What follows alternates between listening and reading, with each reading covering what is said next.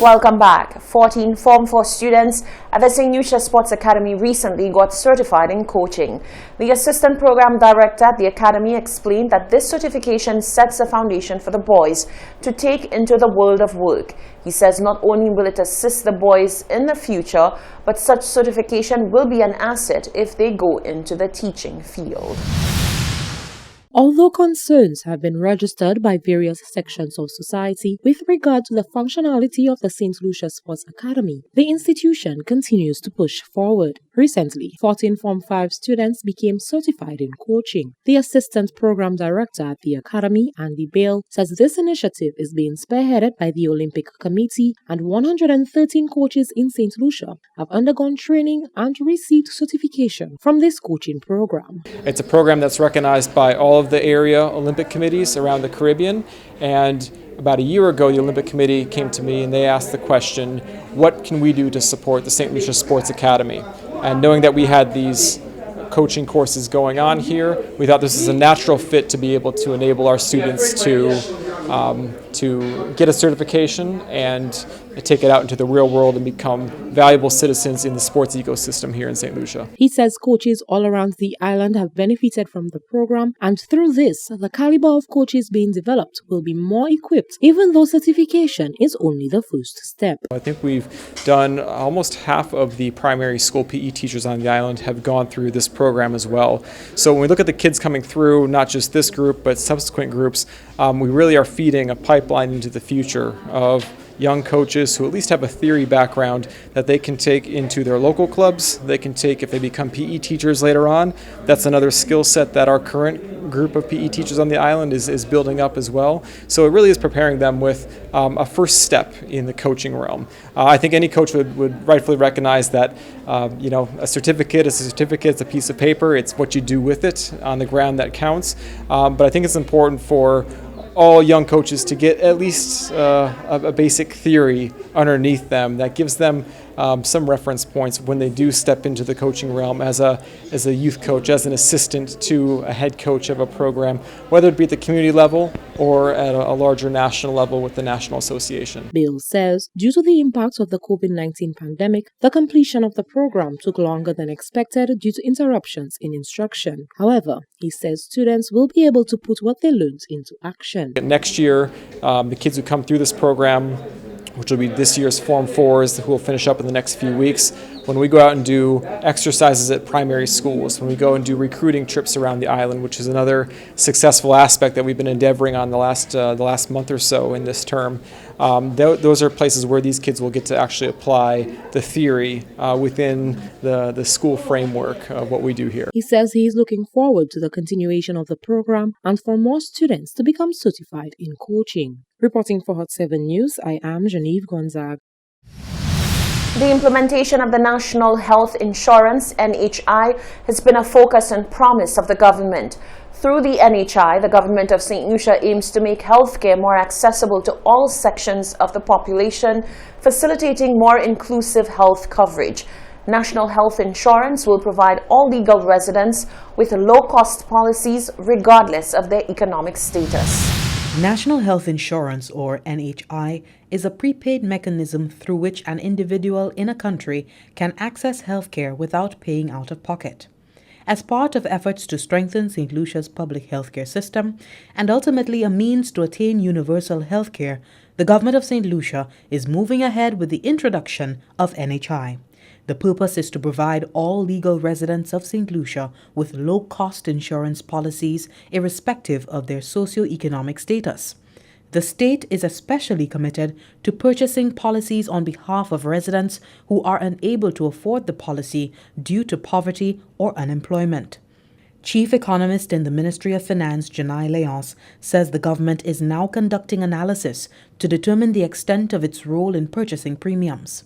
One of the things that we have been working with the World Bank and our other stakeholders as we are in the design element is to address which modality is best. So would it be best for the state to purchase all of the policies and then have persons who are poor and vulnerable receive from the state, and also persons who are not poor and vulnerable but would like to purchase insurance to do that for the state as well, or whether it may be best to have the state simply focus on the poor and vulnerable and allow your non-poor to be able to access through their employer, through a provider of their choice, and so forth. The government is also meeting with insurance providers to design annual standardized insurance policies with terms changing every 2 to 3 years at an affordable price point.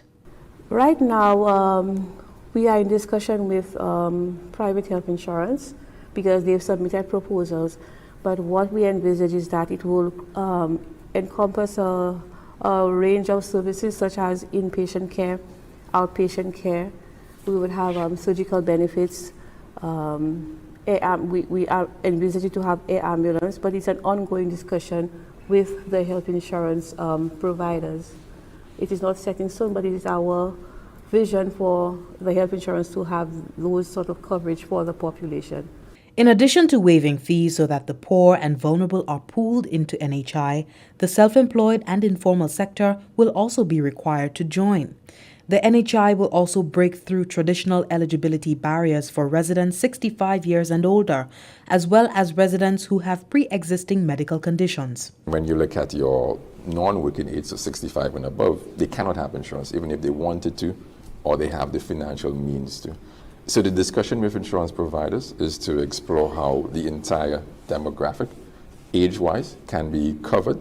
When you look at the market right now, what you see is that many persons cannot get insurance because of a pre-existing condition. Yeah. So it's actually one of the discussion points that we are having to explore how can we move away from that so that anyone, regardless of they having a pre-existing condition or not, can purchase a product that is affordable.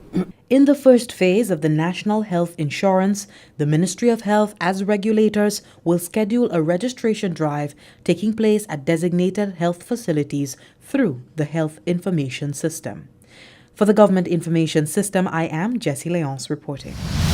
Over the past few months, St. Jude Hospital's radiology capabilities have been affected with its X-ray machine damaged. However, the Chief Executive Officer says solutions have been employed pending the recommissioning of the equipment. Chief Executive Officer of the St. Jude Hospital, Diana Henry Ernest, assures the public that the hospital is working assiduously to have the X-ray machine recommissioned in the shortest possible time. The X-ray machine has been out of service since the 30th of March 2021. Henry Ernest, noting the importance of X-ray services to patients, indicated that in the interim, they are able to obtain X-ray services at Medical Imaging Inc. The St. Jude Hospital, to aid in the inconvenience caused, will facilitate transportation of patients to Medical Imaging Inc. St. Jude is very much aware of the importance of X-ray. X-ray is one of the ways that we can diagnose problems, so we definitely cannot do without X-ray. So because our machine is down at the moment and we are waiting for it to be rectified, we send our patients to medical imaging, that's just in Vieux-Fort, and what we do, we absorb that cost. Sometimes, if medical imaging is not available at the time, we send our patients to Soufrière. But most of the times, our X-rays are being done at medical imaging.